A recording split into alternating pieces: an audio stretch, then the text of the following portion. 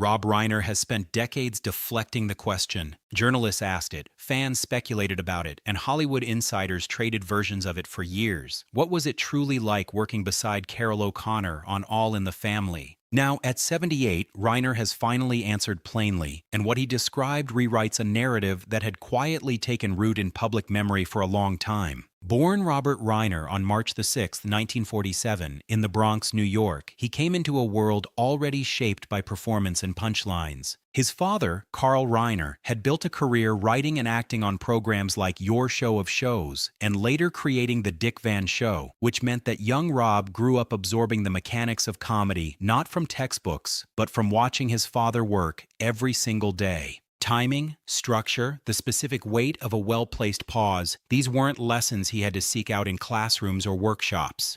They were simply the texture of his childhood, woven into dinner conversations and late-night television, watching that most kids his age couldn't access. And yet, for all that exposure, he developed his own voice, which is rarer than it sounds when your father is one of the most beloved comedic minds in American television history. The easiest path would have been imitation. Reiner chose something harder and more interesting. His first real claim on the public's attention came in the early 1970s when he stepped into the role of Michael Meathead Stivic on All in the Family. The character was a young, liberal son-in-law, opinionated, college-educated, perpetually at war with his father-in-law Archie Bunker, played by Carroll O'Connor. The sitcom didn't ease audiences into its subject matter. It confronted race, politics, gender roles, and generational conflict head-on, using comedy as the vehicle, and for many Americans watching in real time, it was genuinely uncomfortable television. That discomfort was entirely by design. The show became one of the most socially important programs of its era, and Reiner's performance as Meathead earned him recognition that no supporting role had any business earning. Fans argued about Archie and Meathead the way people argued about real political disagreements, which was exactly the point the writers were reaching for. What nobody expected was where Reiner would go next. Actors defined by a signature television role tend to stay there, either by choice or by an industry that struggles to reimagine them beyond what already worked. Reiner walked a different road entirely. His directorial debut arrived in 1984 with This Is Spinal Tap, a rock mockumentary so convincingly constructed that some viewers genuinely believed they were watching a real band's real story unfold on screen. The film's satire cut deep because it never winked at the audience or broke its own internal logic. Reiner himself played faux documentarian Marty DeBurgi with a completely straight face, and the result was something American comedy had not quite encountered before: absurdist humor delivered with documentary sincerity, landing its jokes by refusing to announce them. Stand By Me followed in 1986, an adaptation of a Stephen King novella that had no interest in horror and every interest in loss, friendship, and the strange grief that arrives when childhood ends.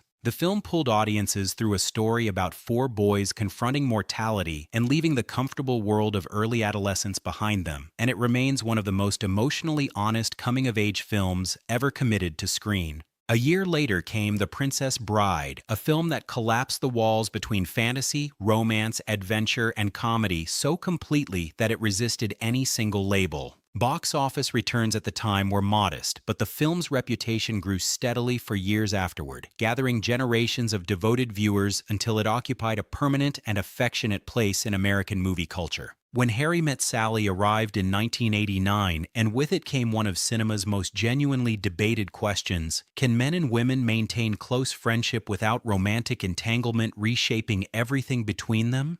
The film didn't offer a clean answer, but it posed the question with sharp, funny, and deeply human dialogue that audiences kept returning to for their own interpretations. The famous diner scene became a cultural touchstone that people still reference casually decades later, and the film redefined what a romantic comedy could accomplish when written and directed with genuine intelligence rather than formula. 3 years later, A Few Good Men brought Reiner into military courtroom drama, a high-stakes story that produced one of the most quoted lines in American film history, Jack Nicholson delivering "You can't handle the truth" in a scene so carefully constructed that it still commands full attention from anyone watching it for the first time or the 10th. Through those same years, Reiner kept performing in other directors' films with the same ease he brought to his own sets. Throw Mama from the Train in 1987 paired him with Billy Crystal and Danny DeVito and showed audiences his comic timing outside the context of his own projects. Nora Ephron put him in Sleepless in Seattle in 1993, where he contributed warmth and humor to a film already built on both of those qualities. Woody Allen cast him in Bullets Over Broadway in 1994, a film that moved fast and rewarded precise, witty performances, and Reiner delivered exactly that. The First Wives Club, Primary Colors, and Ron Howard's EDTV kept him busy through the late 90s, each one a different register, each one handled with the same quiet reliability that directors seem to count on when they reached for his name. His most recognizable self-casting remains his turn as Marty DeBurgi in This Is Spinal Tap, but he also appeared in The Story of Us in 1999, Alex and Emma in 2001, and Shock and Awe in 2017, his journalism drama about reporters investigating the Bush administration's push toward the Iraq War. A playful cameo in Dickie Roberts, former child star in 2003, showed his willingness to parody his own Hollywood standing, and an appearance on 30 Rock in 2010 functioned as a knowing wink to fans who understood his position as both industry insider and occasional satirist of the industry itself. His recurring role on New Girl from 2012 through 2018 built something more sustained, adding genuine depth to an ensemble cast that a younger generation had grown up watching.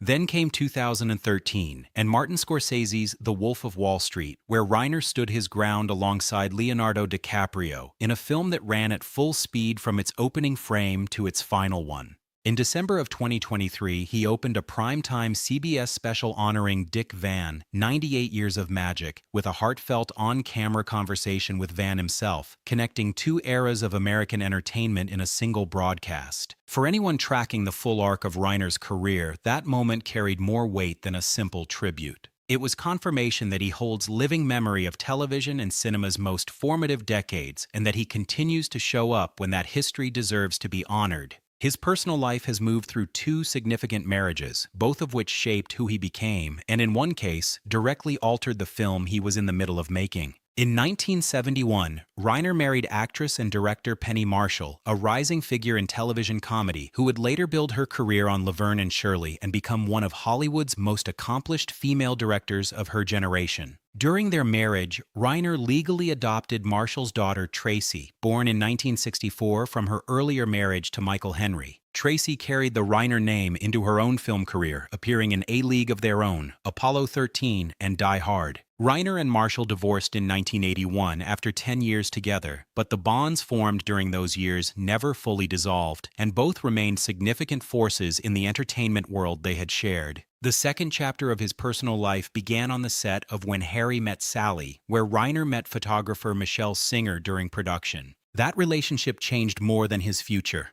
It changed the film itself. Reiner had originally planned an ending where Billy Crystal and Meg Ryan's characters separate without romantic resolution, but falling in love with Singer shifted his thinking entirely, and he rewrote the conclusion to give audiences the happy ending the film is now celebrated for worldwide. He married Michelle Singer later that year in 1989, and together they raised 3 children. Their son Jake, born in 1991, went into acting. Their son Nick, born in 1993, became a writer, and his personal struggles with addiction directly inspired Reiner's 2015 film Being Charlie. Their daughter Romy, born in 1997, completed the family. Reiner has spoken consistently about the stability and joy Michelle brought into his life, and what he's described sounds less like a biographical footnote and more like the structural foundation of everything that followed. All of that history, the career in television and film, the directing work that spanned multiple genres, the personal life that shaped his creative choices, provides the context for what Reiner has now said openly about Carroll O'Connor. For years, a quiet assumption circulated that the ideological distance between their characters reflected some genuine friction between the two men off camera.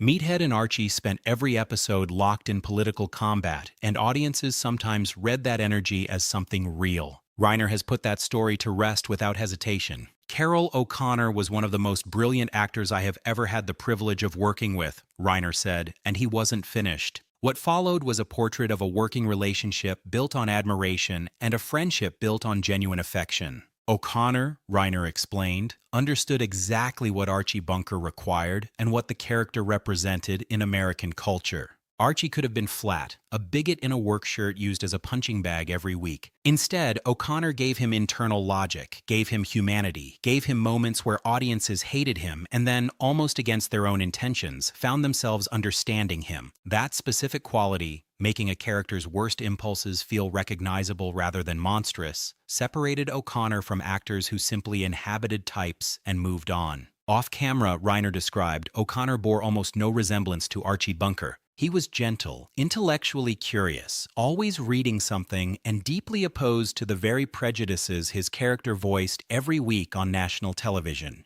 He hated bigotry, Reiner said plainly, and the distance between the actor and the role was something O'Connor maintained with complete clarity throughout the entire run of the show. He never confused himself with Archie, even when audiences occasionally did. O'Connor once told Reiner that if people watching weren't uncomfortable, then the cast wasn't doing their job, a belief that Reiner absorbed and carried directly into his own work as a director. The commitment to art that challenges rather than simply comforts shows up in Stand By Me, in A Few Good Men, in the choices Reiner made throughout his career behind the camera. Working opposite O'Connor meant arriving every day prepared to meet a standard that O'Connor established simply by being present in a scene. He could shift the emotional weight of a moment with a single look or hold a pause long enough to change everything the audience understood about what Archie was actually feeling beneath the bluster.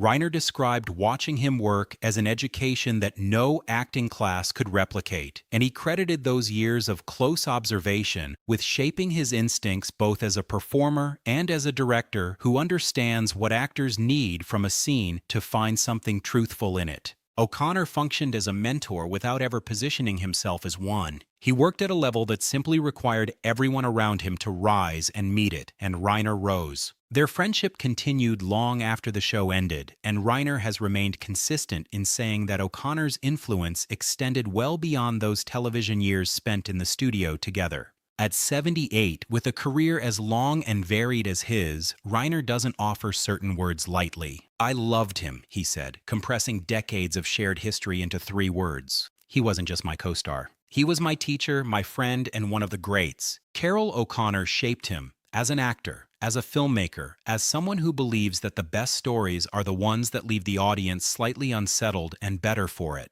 Reiner has finally said so clearly, and the record now reflects what anyone who watched them work together probably already suspected.